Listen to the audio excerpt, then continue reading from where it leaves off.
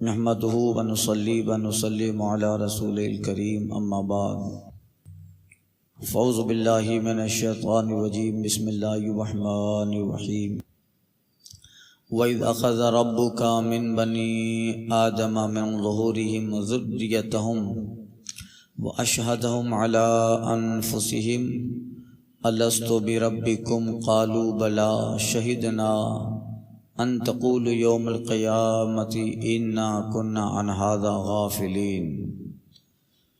اور اے محبوب صلی اللہ علیہ وسلم، یاد کرو جب تمہارے رب نے اولاد آدم کی پشت سے ان کی نسل نکالی اور انہیں خود ان پر گواہ کیا۔ کیا میں تمہارا رب نہیں؟ سب بولے کیوں نہیں، ہم گواہ ہوئے کہ قیامت کے دن یہ کہو کہ ہمیں اس کی خبر نہ تھی۔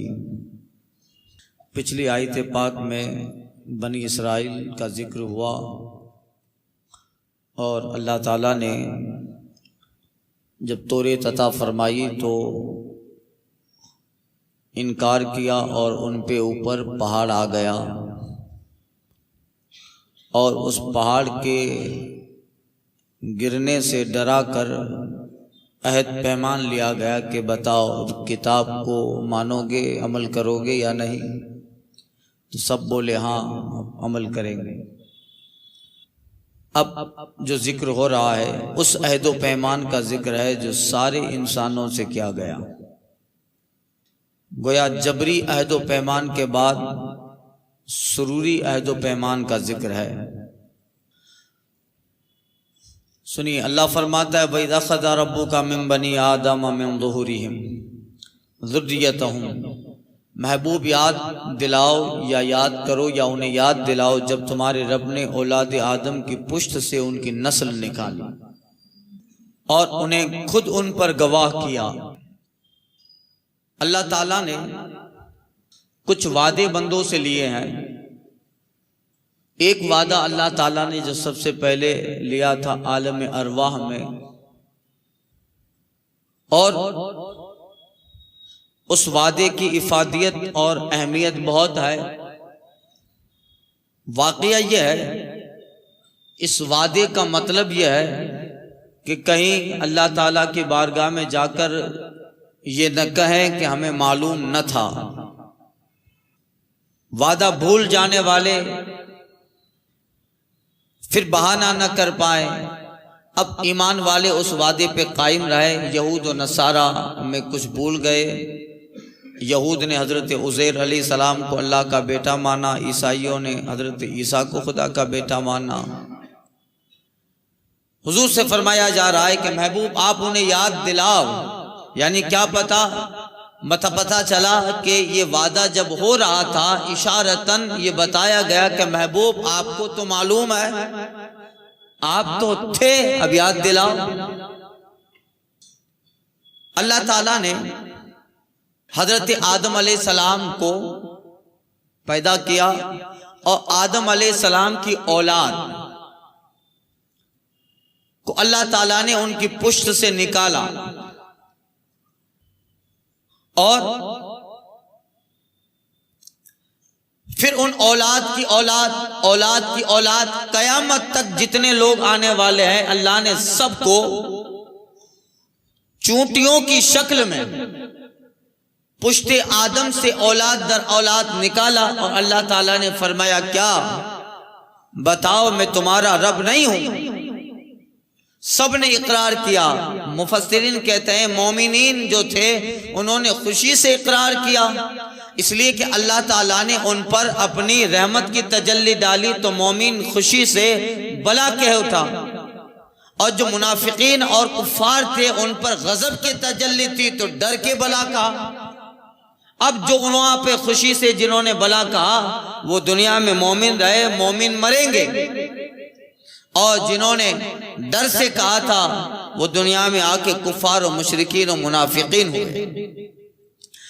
اب پہلی بات یہ ہے کہ یہ وعدہ کہاں لیا گیا؟ اللہ تعالیٰ نے اولاد آدم کو ان کے پشت نکالا، پھر ان کی اولاد قیامت تک سب کو جمع کیا، اور سب کو جمع کر کے رب فرماتا ہے الستو بربکم، کیا میں تمہارا رب نہیں ہوں؟ سنیے کیسے نکالا اللہ تعالیٰ نے پشت سے، تو باپ کی پشت سے نکالا۔ آدم علیہ السلام، ان کے بیٹے، ان کی پشت سے ان کا بیٹا، ان کی پشت سے ان کا بیٹا، ان سب کو اللہ تبارک و تعالیٰ نے اپنے باپوں کی پشت سے نکالا اور چونٹیوں کی شکل میں اللہ تعالیٰ نے جمع کیا، اور عالم ارواح میں جو ان کی روحیں تھی اللہ تعالیٰ نے وہ روحیں تھوڑی دیر کے لیے انہیں لوٹا دی، عقل بھی آ گئی، ہوش بھی آ گئے، آنکھیں بھی آ گئی، اور اللہ تعالیٰ نے اپنی تجلی دکھائی۔ تو رب کی تجلی دیکھ کر کہنے لگے مولا ہاں تو ہمارا رب ہے۔ اب سب کو پشت سے نکالا، جو اپنے باپ کی پشت سے آنے والے تھے، تو پھر حضرت عیسیٰ علیہ السلام کو کیسے نکالا؟ ان کے تو باپ ہی نہیں ہیں، ان کے تو باپ ہی نہیں ہے۔ تو علماء کہتے ہیں کہ اس فرمان میں حضرت عیسیٰ علیہ السلام الگ ہے، اس لیے کہ جب سب لوگوں کو باپ کی پشت سے نکال کے جمع کیا گیا، اس وقت حضرت عیسیٰ کو جناب مریم کے پیٹ سے نکالا گیا، اور پھر وہ جو چونٹیوں کی شکل میں نسل کو نکالا تھا اللہ نے، واپس روح کھینچ کر ان کی باپوں کی پشت میں ڈال دیا، اور حضرت عیسیٰ علیہ السلام کو اللہ تعالیٰ نے حضرت مریم کے منہ سے واپس شکم میں ڈال دیا۔ اس فرمان میں وہ نہیں ہے، یا وہ بہت سارے لوگ اس میں، مگر مجموعی طور پر سب آ گئے، اس لیے کہ حضرت عیسیٰ بھی اولاد آدم ہی ہیں۔ اب اللہ تعالیٰ نے انہیں نکالا، کیونکہ اس پہ کلام ہے کہ جب اللہ تبارک و تعالیٰ نے آدم علیہ السلام کی پشت سے نکالا تو نکلنے کی نوعیت کیسی تھی؟ تو علماء فرماتے ہیں کہ جس طرح انسان کے جسم سے پسینہ نکلتا ہے، اسی طرح اللہ تبارک و تعالیٰ نے اولاد آدم، ان کی اولاد جو بھی بیٹے قیامت تک ہونے والے تھے، ان کو ان کے جسم سے نکالا، اور ایک مقام ہے جہاں جو عالم ارواح جسے کہتے ہیں، اللہ تعالیٰ نے تھوڑی دیر کے لیے روحیں انہیں ڈال دی، اور پھر یہ اقرار ہوا۔ اللہ فرماتا ہے قالوا بلا، سب نے کہا بلا شہدنا، اور سب یہ بولے کہ ہاں اس پہ ہم گواہ بھی ہیں کہ مولا تو ہمارا رب ہے، ہم اس پہ اقرار بھی کرتے ہیں کہ تو ہمارا رب ہے۔ اب سنیے، علامہ قطب الدین شیرانی رحمۃ اللہ تعالی علیہ بہت بڑے فقیہ اور بہت بڑے مفکر ہیں، انہوں نے اپنی کتاب قواعد الشافیہ میں، القواعد الکشفیہ فی الصفات الہیہ میں اس واقعے کا ذکر کیا ہے کہ اللہ تعالیٰ نے اولاد آدم کو بادم کی پشت سے نکالا، اس واقعے کا ذکر فرمایا، اور اس کی جو باریکیاں ہیں، اس میں جو نقطے ہیں اور کچھ اس کے اہم باتیں ہیں، علامہ قطب الدین شیرانی رحمت اللہ تعالی علیہ نے 12 سوال قائم کیے ہیں اور 12 جواب عطا فرمائے ہیں تاکہ یہ واقعہ مکمل طور پہ بندے کو سمجھ میں آئے۔ اولاد آدم و اولاد آدم کی پشت سے نکالنا، تو اس پورے اس بیان، اس چیپٹر کو علامہ شیرانی نے لکھا اور پھر سوال جواب کی شکل میں بیان کیا ہے تاکہ سمجھنا آسان ہو جائے۔ عربی میں ہے، اس کا اردو پیش کر رہا ہوں۔ پہلا سوال کہ اللہ تعالیٰ نے سب کو جمع کر کے وعدہ جو لیا، الستو بربکم، بتاؤ میں تمہارا رب نہیں ہوں، یہ وعدہ لیا کس جگہ گیا؟ کس جگہ وعدہ لیا؟ علامہ شیرانی کہتے ہیں، حضرت عبداللہ بن عباس رضی اللہ تعالیٰ عنہ روایت کرتے ہیں کہ عرفات کے میدان میں ایک پہاڑ ہے، میدان عرفات کے متصل، جسے جبل نعمان کہا جاتا ہے اور میدان نعمان کہا جاتا ہے۔ اس میدان نعمان میں حضرت آدم علیہ السلام کی توبہ قبول ہونے کے بعد اللہ تعالیٰ نے ان کی پشت سے اولاد کو نکال کر یہ وعدہ لیا۔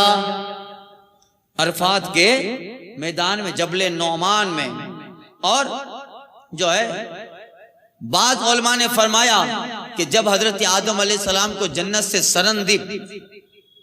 سرندیب پہاڑ وہاں اتارا گیا تو اللہ تعالیٰ نے وہاں یہ سارے واقعات ہوئے کہ وہاں آدم کی پشت سے سب کو نکال کر کہا گیا کہ الستو بربکم. امام کلبی کہتے ہیں کہ یہ وعدہ مکہ اور طائف کے درمیان ایک جگہ ہے، اس جگہ پہ جناب آدم کو کھڑا کر کے پشت سے اولاد نکال کے یہ وعدہ لیا گیا. اور حضرت علی فرماتے ہیں کہ یہ وعدہ جنت ہی میں لیا گیا، وہیں پشت سے اولاد آدم کو نکالا زمین پہ آنے سے پہلے جنت میں. اب دوسرا سوال، امام شعرانی کہتے ہیں کہ اب اولاد آدم جس کو ذریت کہتے ہیں اس کو نکالا کیسے گیا؟ تو فرماتی ہیں علامہ شعرانی کہ حدیث پاک میں آیا ہے کہ اللہ تعالیٰ نے حضرت آدم کی پشت پہ اپنا دست کرم رکھا، دست قدرت رکھا. اب وہ اللہ کا دست قدرت، وہ اس کی عظمت کے لائق، ہماری طرح نہیں، اپنا دست قدرت رکھا جس سے جو ہے وہ روحیں حضرت آدم علیہ السلام پر رونگٹوں کی طرح جڑوں سے نکلنے لگی، جیسے بیل سے چونٹیاں نکلنے لگتی ہے، جیسے بیل میں سے چونٹیاں نکلنے لگتی ہے. اسی طرح اللہ تعالیٰ کا دست قدرت جب آدم علیہ السلام کی پشت پہ لگتا ہے تو پھر ان چونٹیوں کی طرح، اور رونگٹا جس طرح ہماری بال ہے، جسم میں رونگٹے ہیں نا یہ بال، اس بالوں میں بالوں کی طرح یا اس طرح کہ جس طرح بہت ساری چونٹیاں اچانک اپنے بیلوں سے نکلنے لگتی ہیں، حضرت آدم کی پشت سے اولاد آدم نکلنے لگی، اس جگہ جمع ہوئی. اور رب کہتا ہے الستو بربکم، کیا میں تمہارا رب نہیں؟ قالوا بلا، ہاں کیوں نہیں مولا تو ہمارا رب ہے. یہ ہے اب اللہ تعالیٰ کا وہ ہاتھ پھیرنا وہ رب کی شان کے لائق تھا. پھر اولاد آدم سے ان کی اولاد اسی طرح قیامت تک انسان نکالے گئے. پھر چوتھا سوال امام شعرانی کہتے ہیں کہ جب روحوں نے بلا کہا، قالوا بلا، کیسے کہا؟ بلا کیسے کہا؟ تو جواب دیا کہ حق یہ ہے کہ زبان قال سے کہا. ایسا نہیں جیسے اس واقعے کو نیچری لوگ اور دوسرے لوگوں نے فرضی قرار دیا ہے، معاذ اللہ قرآن کا انکار ہے. علامہ شعرانی کہتے ہیں حدیثوں سے ثابت ہے کہ زبان قال سے کہا. زبان قال کا مطلب کہ آج انسان دنیا میں آ کر جو زبان سے کلام کرتا ہے اسی طرح کلام ہوا. اللہ تعالیٰ نے تھوڑی دیر کے لیے روحیں ڈالی اور انہیں زبان عطا فرمائی، اور اس زبان سے رب کے سوال الستو بربکم پر بلا کہا. اس طرح بلا کا اللہ تعالیٰ نے ہوش اور نطق بخش دیا تھا. ہوش بھی دے دیا. ہوش دینے کا مطلب کیا ہے کہ رب کے اس سوال کو سمجھ لیا، رب کیا بتا رہا ہے، فرما رہا ہے، اور نطق دے دیا، یعنی اس کو سمجھنے کے بعد کہ ہاں اس کا جواب یہ ہے، ان روحوں نے بلا کہا. یہ پھر چوتھا سوال، جب وہاں سب نے بلا کہہ ہی دیا کہ مولا ہاں تو ہمارا رب ہے، تو سب مومن ہو گئے. وہاں تو سب مومن ہیں. تو جب سب نے اقرار کر لیا اور خود کہہ رہے ہیں وہ شہیدنا، اور ہم نے اس پہ ہم گواہ ہوئے، ہم نے اقرار کیا، تو سب نے جب اقرار کر لیا تو دنیا میں آ کر یہ کافر کیوں ہو گئے؟ دنیا میں آ کر یہ کافر کیوں ہوئے؟ سب مومن ہونے چاہیے تھے، اس لیے کہ سب وہاں مومن ہی ہیں. تو اس کا جواب علامہ شعرانی نے حکیم ترمذی رحمۃ اللہ تعالیٰ علیہ کے حوالے سے دیا. حکیم ترمذی فرماتے ہیں کہ اللہ تعالیٰ نے مومنوں پہ جب رحمت کی تجلی ڈالی تو انہوں نے خوشی سے بلا کہا، اور دنیا میں وہ مومن ہوئے. اور منافقین اور کفار پہ تجلی غضب ڈالا تو انہوں نے مجبوری میں بلا کہا. لہذا جب یہاں آئے تو جیسا دل تھا ویسے رہے، ویسے ہی رہے. سنیے، یہ حکیم ترمذی کی رائے، شیخ ترمذی کی رائے. پانچواں سوال کہ کیا کسی کو یہ یاد بھی ہے کہ میں نے وہاں بلا کہا تھا؟ آپ کو یاد ہے کہ ہم کو بھی اللہ تعالیٰ نے نکالا تھا نا بھائی. قرآن کہہ رہا ہے ہم کو بھی آدم کے پشت سے نکالا اور رب نے تجلی فرمائی, ہم نے بھی بلا کہا ہے. تو کہا یہ تو یاد ہے کسی کو؟ سنو, علامہ شعرانی کہتے ہاں بعض بندوں کو یاد ہے. حضرت علی رضی اللہ تعالیٰ عنہ فرماتے ہیں کہ مجھے وہ سارا کا سارا واقعہ یاد ہے, سارا کا سارا واقعات یاد ہے. علامہ سہیل نستری رحمۃ اللہ تعالی علیہ فرماتے ہیں کہ جب رب نے الستو بربکم کہا تھا تو مجھے یاد ہے کہ میں نے بلا کہا اور اسی مجمع میں میں نے پہچان لیا تھا کہ ان عالم ارواح ان سارے لوگوں میں میرا مرید کون ہے. میں اسی وقت سے جانتا ہوں بلا کہنے والے وہاں میرے مرید کون تھے. یہ علامہ سہیل نستری رحمۃ اللہ تعالی علیہ فرماتے ہیں. اور جو ہے کہتے ہیں حضرت ذوالنون مصری سے پوچھا گیا کہ آپ کو یاد ہے کہ جب بلا کہا تھا آپ نے تو کیا سچویشن تھی؟ آپ کو یاد ہے؟ حضرت ذوالنون مصری کہتے ہیں تم یاد کی بات کر رہے ہو, ارے مجھے تو وہ رب کی جو ہے آواز جو رب نے فرمایا تھا الستو بربکم, جب میں یاد کرتا ہوں تو ایسا لگتا ہے کہ ابھی بھی کانوں میں آواز آ رہی ہے. یعنی ان الفاظ کی لذت ذوالنون مصری فرماتے ہیں کہ ابھی تک میں لے رہا ہوں, اور میں نے جو بلا کہا تھا وہ سچویشن اور زبان پہ بلا کی چاشنی بھی موجود ہے. تو یہ بزرگوں کو وہ یاد ہے, اور جو ہے اس لیے جو ہے اللہ والے اور بزرگ و صالحین چونکہ وہاں سب اقرار ہوا تھا تو ان کا دل جو تھا وہ پاک دنیا میں مومن ہونے والے تھے, اس لیے ان کو یاد ہے. حضرت علامہ پیر مہر علی شاہ فرماتے ہیں قالو بلا تو گلدی اساں کے پریت لگائی, مہر علی جیتو بیٹے سنوتی سی میم گواہی. یعنی اے مہر علی جہاں بیٹے اور یاد کریں تو پھر وہ نغمہ کانوں میں رس گول دیتا. اب وہ یاد ہے. اب ایک مرتبہ میں نے اس سے پہلے مشکات کے حوالے سے ایک حدیث بھی بیان کی تھی. سرکار صلی اللہ علیہ وسلم نے حضرت ابو بکر سے کہا تھا او ابو بکر, یاد ہے اتنا خاص ابو بکر یاد ہے, کوئی کلام نہیں, کوئی آگے پیچھے بات نہیں, کا یاد ہے؟ حضرت ابو بکر کہتے ہاں یا رسول اللہ یاد ہے. پھر صحابہ نے پوچھا ابو بکر کیا یاد دلا رہے تھے حضور, اور کس کے یاد ہونے کا اقرار تو نے کیا کہا؟ حضور یہ فرما رہے تھے ابو بکر یاد ہے جب رب نے الستو بربکم کہا تھا تو سب سے پہلے بلا میں نے کہا, اور نبیوں کے بعد امت میں سب سے پہلے تو نے بلا کہا. تو میں نے کہا یا رسول اللہ یاد ہے. تو پھر بزرگوں کو وہ بلا یاد ہے. حضرت مالک بن دینار رحمۃ اللہ تعالی علیہ کہیں سے گزر رہے تھے تو اب اجنبی علاقہ تھا, اس دیار میں پہلی بار جانا ہوا تھا حضرت کا. گزر رہے ہیں تو کچھ بچے کھیل رہے تھے, کچھ بچے کھیل رہے تھے. تو حضرت مالک بن دینار رحمۃ اللہ تعالی علیہ پہلی مرتبہ آئے ہیں اور اجنبی علاقہ آئے تو کسی سے آشنائی نہیں ہے, مگر بچے کھیل رہے ہیں تو انہوں نے سلام کیا. گزرے کہا السلام علیکم, سارے بچوں نے جواب دیا. ایک بچہ کہتا ہے وعلیکم السلام یا مالک بن دینار. تو حضرت کو تعجب ہوا, میرا آنا پہلی بار ہوا اور یہ بچہ میرا نام جانتا ہے. حضرت نے بلایا کہ تجھے میرا نام کیسے پتا چلا؟ وہ بچہ کہتا ہے آپ نام کی پوچھ رہے ہیں؟ ارے عالم ارواح میں جب اللہ تعالیٰ نے کہا تھا الستو بربکم, جب روحوں نے جواب دیا تھا آپ کی روح میرے بغل ہی میں جواب دے رہی تھی. تو پھر وہ بچہ بھی ایسا ہوگا, ہم لوگوں کو بچے کی طرح تو نہیں ہوگا. کھلونوں کے لیے روتے ہیں وہ بچے الگ ہوں گے جن کو اللہ تعالیٰ کمال دیتا ہے. اب بچے بھی جو ہے بہت ساری ضد ہم بچوں کی پوری کر دیتے ہیں, اس میں پھر لاؤبالیت آ جاتی ہے, سستی آ جاتی ہے.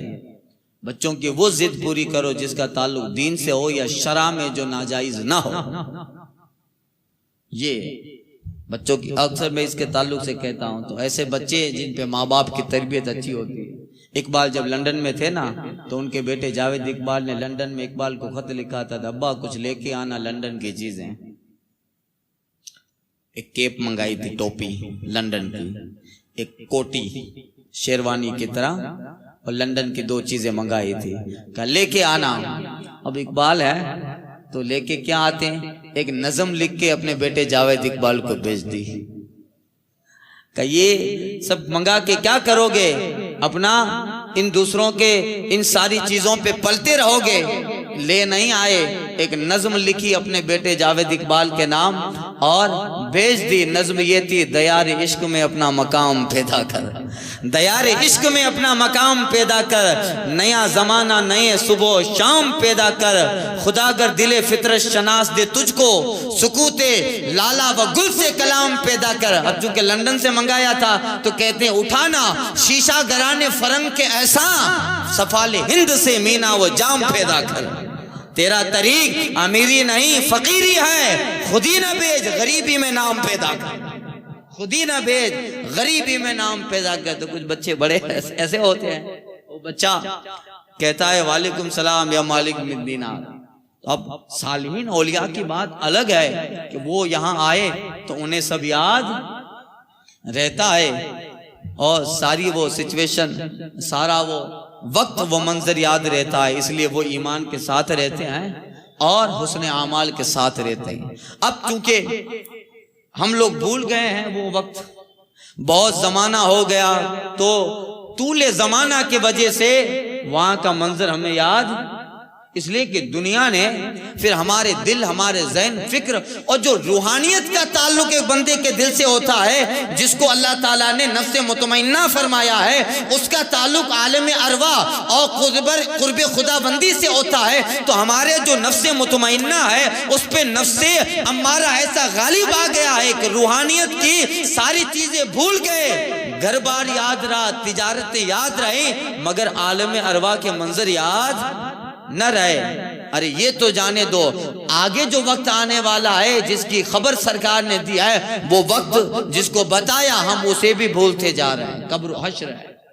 تو اب وہ وعدے یاد نہ رہے، اس لیے اللہ تعالیٰ نے انبیاء کرام کو بھیجا، آسمانی کتابیں اتاری، اللہ نے صحیفے اتارے تاکہ یہ کتابیں انبیاء، صالحین اور یہ صحیفے تمہیں یاد دلاتے رہیں کہ اللہ کے الستو بربکم پر تم بلا کہہ کے آئے ہو، اب یہیں پہ اقرار کر کے اسی پہ رہنا ہے۔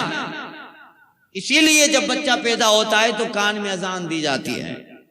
دنیا میں اسلام واحد مذہب ہے جو پیدائش سے لے کر قبر میں جانے تک قانون و دستور دے رہا ہے۔ میں نے اس حوالے سے بہت سارے شاستروں کو بھی پڑھا، ویدوں کے بھی کچھ مضامین پڑھے۔ دنیا کے کسی مذہب میں پیدائش کی کوئی رسم نہیں ہے، ہاں اپنی طرف سے لوگوں نے بنا لی ہے، پیدا ہوتے ہی دھاگا باندھ، اپنی طرف سے علاقے سماجی اعتبار سے قانونی کوئی دستور، مذہبی دستور نہیں ہے۔ اسلام ایک ایسا واحد مذہب ہے جو پیدائش کا بھی قانون بتا رہا ہے اور قبر میں اتارنے کا بھی دستور و ضابطہ بتا رہا ہے، اول سے آخر تک۔ اس لیے سرکار کہتے ہیں، حدیث پاک میں آیا ہے کہ بچے کے کان میں اذان دی جائے۔ اذان کیوں دی جاتی ہے؟ چلو ایک تو فلسفہ حدیث شریف میں بیان کیا گیا کہ اذان کی آواز سے شیطان بھاگ جاتا ہے تو بچہ محفوظ۔ دوسرا فلسفہ، اب چونکہ عالم ارواح سے دوسری دنیا میں آیا ہے، دوسری دنیا میں آیا ہے، اب تک عالم ارواح میں تھا، مولا کے قرب میں تھا، اور جب عالم ارواح میں تھا تو بلا اور جو اللہ کے سوال الستو بربکم کے جواب میں بلا کہا تھا وہ یاد ہے۔ اب جب ماں کے پیٹ میں آ کر وہی روح عالم ارواح سے منگا کر اس کے جسم میں ڈالی گئی، تو اب جب دنیا میں آیا تو بتایا جا رہا ہے، اذان دے کر، اللہ کی توحید کے کلمات دے کر اسے یاد دلایا جا رہا ہے کہ ایک وعدے کا اقرار کر کے آیا ہے۔ اب جب دنیا میں آیا ہے تو اسی پہ رہنا ہے، یہ اذان دینے کا فلسفہ ہے، یہ اذان دینے کا فلسفہ ہے۔ اس لیے جب سکرات میں ہو تو قرآن مجید کی تلاوت کرو، تلقین کرو، کلمہ پڑھو، کیوں؟ یاد دلایا جا رہا ہے۔ روزانہ 5 وقت نمازوں کی اذانوں میں یاد دلایا جا رہا ہے، بار بار تقریروں میں یاد دلایا جا رہا ہے، اور جب جنازہ رکھا گیا ہے تو اب آخری بار یاد دلایا جا رہا ہے۔ اللہ تو اقرار کر کے آیا تھا رب کی توحید کا، رب کے رب ہونے کا اب جنازے میں لیٹا ہے اور امام تکبیر کہہ کر اسے بتا رہا ہے. تو لمبا زمانہ ہوتا ہے تو بھول جاتے ہیں، اس لیے اللہ نے پیغمبر کتابیں صحیح پہ اتار کر یاد دلایا کہ چلو یاد تمہیں نہیں رہا، اب یاد دلایا جا رہا ہے. اب یاد آئے نہ آئے مگر ماننا تو ہے ہی. جن کو یاد آ گیا تو پھر وہ کامیاب. اب ہم بار بار علماء، خطبہ، صالحین یاد دلا رہے ہیں مگر ہم پھر بھولتے جا رہے ہیں. سنو، علامہ شعرانی نے چھٹا سوال یہ ہے کہ جب اللہ تعالیٰ نے پشت آدم سے نکالا اولاد کو تو اسی وقت یہ چونٹیاں شکل انسانی میں تھی یا کسی اور شکل میں؟ علامہ شعرانی جواب دیتے ہیں کہ اس کے تعلق سے بہت ساری باتیں ہیں، کوئی صریح نص نہیں، مگر ہاں اتنا ہے کہ اللہ تبارک و تعالیٰ نے ان میں بولنے اور دیکھنے اور سمجھنے کی طاقت عطا فرما دی تھی. روح انسانی اللہ تعالیٰ نے ان میں ڈال دی تھی. یہ ہے. ساتواں سوال علامہ شعرانی کہتے ہیں ان جسموں میں روح کب ڈالی گئی؟ پشت سے نکالنے کے بعد یا باپ کی پشت ہی میں ڈالا گیا اور پھر نکالا گیا؟ تو جواب دیتے ہیں کہ یہ ہے، ظاہر ہے کہ پشت ہی میں روح ڈالی گئی اور واپس جب قول و اقرار ہو گیا تو روح نکال کر واپس پشت میں انہیں ڈال دیا گیا.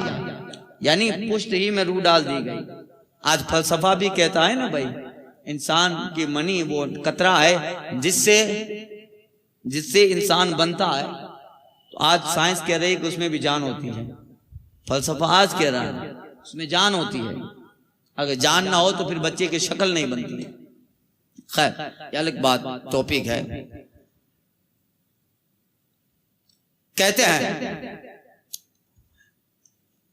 چوٹیوں کی شکل میں ظاہر ہوئے، جیسے آج اللہ تبارک و تعالیٰ نے نکالا، روح ڈالی، پھر آدم کی اولاد سے نکالا، سوال جواب ہوا، پھر روح کو نکال دیا گیا اور پھر اندر ڈال دیا گیا. اس کو کہتے ہیں جیسے آج ماں کے پیٹ میں بچہ زندہ رہتا ہے، کیونکہ یہاں اللہ تعالیٰ نے ذریت فرمایا ہے. کیا فرمایا؟ لفظ ذریت. اور ذریت یہ عربی اور قرآن مجید میں جہاں بھی آیا ہے یہ جاندار کے لیے آیا ہے.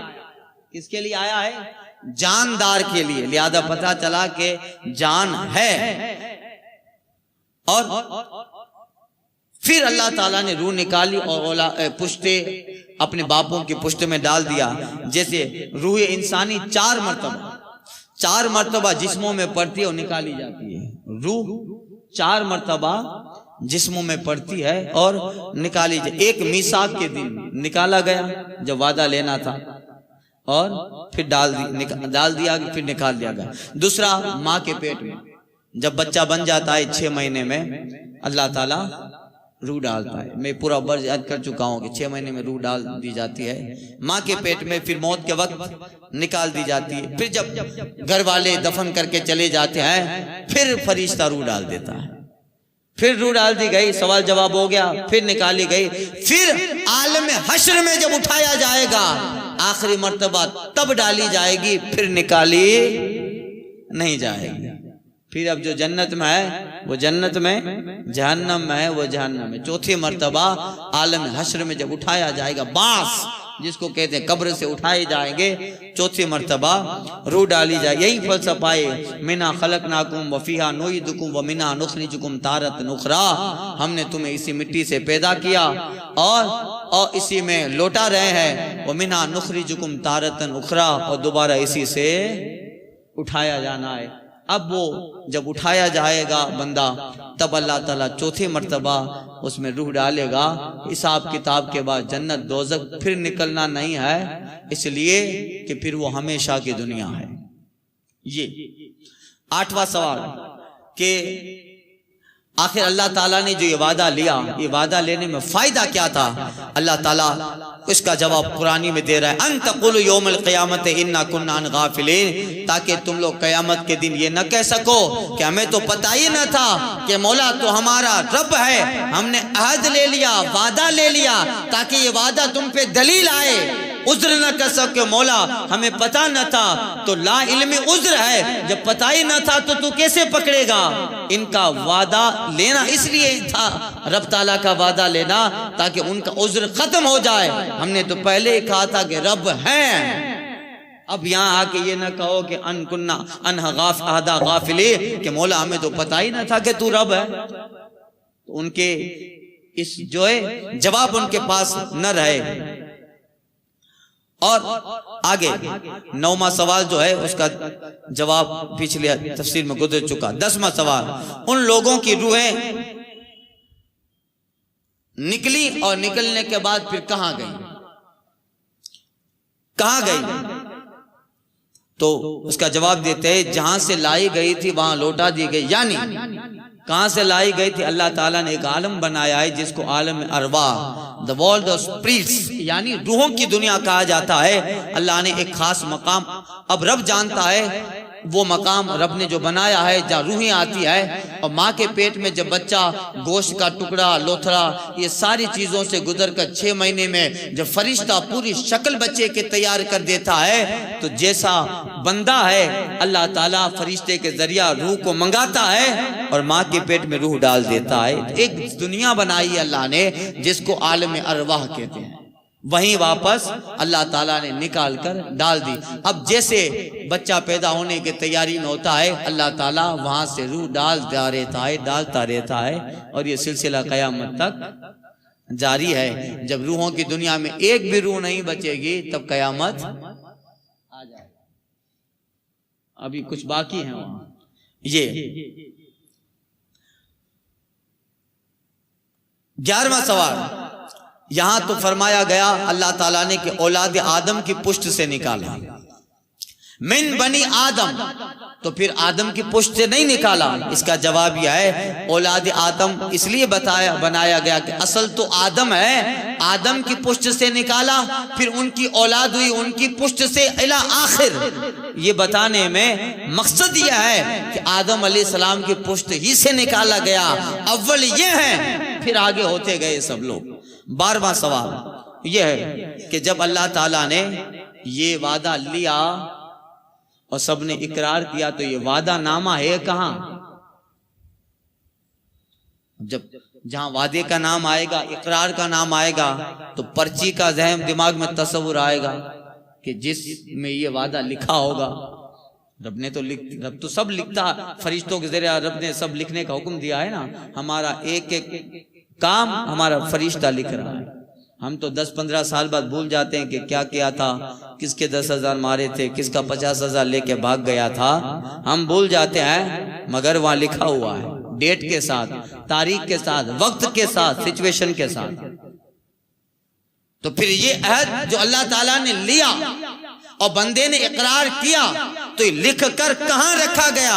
تو فرماتے ہیں کہ وہ کاغذ جس پہ عہد لکھا گیا اس میں علماء فرماتے ہیں کہ آج جہاں پر خانہ کعبہ میں سنگ اسود لگا ہوا ہے، سنگ اسود کے پاس وہ کاغذ رکھا گیا ہے۔ قیامت کے دن حشر کے میدان میں حدیث میں آیا ہے کہ وہ پتھر سنگ اسود، حجر اسود بھی خدا کی بارگاہ میں آئے گا تو اس کی زبان ہوگی، وہ بھی گواہی دے گا جس نے اس کا استلام کیا تھا، بوسہ لیا تھا۔ اور حدیث پاک میں آیا ہے کہ جو ایک مرتبہ استلام کر لے یا حجر اسود کا بوسہ لے لے، اس کے گناہ ضبط کر لیتا ہے۔ وہ حجر اسود کے پاس وہ عہد نامہ اللہ تعالیٰ نے رکھا ہے۔ حشر کے دن جب سب کو بلایا جائے گا تو وہ عہد نامہ حجر اسود اپنے ہاتھ میں لے کے آئے گا، کنہوں نے بلا کہا ہے، وہ عہد نامہ وہ لے کے آئے گا۔ اب اللہ تعالیٰ نے یہ وعدہ کیا ان تقول یوم القیامت انا کننا عن ھذا غافلین، تاکہ لوگ یہ نہ کہیں کہ مولا ہم تو اس سے غافل تھے۔ ترجمہ سن لو، او تقولوا انما اشرک آباؤنا من قبل، یا یہ کہو کہ شرک تو پہلے ہمارے باپ دادا نے کیا تھا۔ ہمارا کیا قصور ہے، ہمارے باپ دادا نے شرک ایجاد کیا اور ہم ان کے یہاں پیدا ہوئے تو ہم بھی شرک کرتے رہے، ہمیں تو پتہ ہی نہ تھا کہ تو رب ہے۔ وَكُنَّا ذُرِّيَّةً مِّن بَعْدِهِمْ، یا یہ کہو کہ شرک تو پہلے ہمارے باپ دادا نے کیا، ہم تو ان کے بعد بچے ہوئے۔ أَفَتُهْلِكُنَا بِمَا فَعَلَ الْمُبْطِلُونَ، تو کیا اللہ تو ہمیں اس پر ہلاک فرمائے گا جو اہل باطل نے کیا؟ ہم نے تو شرک کیا نہیں، ہمارے باپ داداؤں نے کیا تو ہم بھی اس کے اوپر چلتے رہے تاکہ قیامت کے دن یہ لوگ یہ عذر نہ پیش کر سکیں، اس لیے یہ کہا گیا۔ اللہ کہتا ہے کذالک نفصل الآیات ولعلہم یرجعون، ہم اسی طرح رنگ بدل بدل کے آیتیں تمہیں بتاتے ہیں تاکہ تم واپس رب کی طرف لوٹ آؤ۔ اللہ آیتیں بدل بدل کے بتاتا ہے، طریقے بدل بدل کے سمجھاتا ہے، اور طرح طرح کی نشانیاں بتا کے سمجھا رہا ہے۔ مقصد کیا ہے؟ لعلہم یرجعون، تاکہ یہ لوگ واپس رب کی طرف لوٹ آئیں۔ اب اسی مضمون کی آیت کریمہ آگے آ رہی ہے۔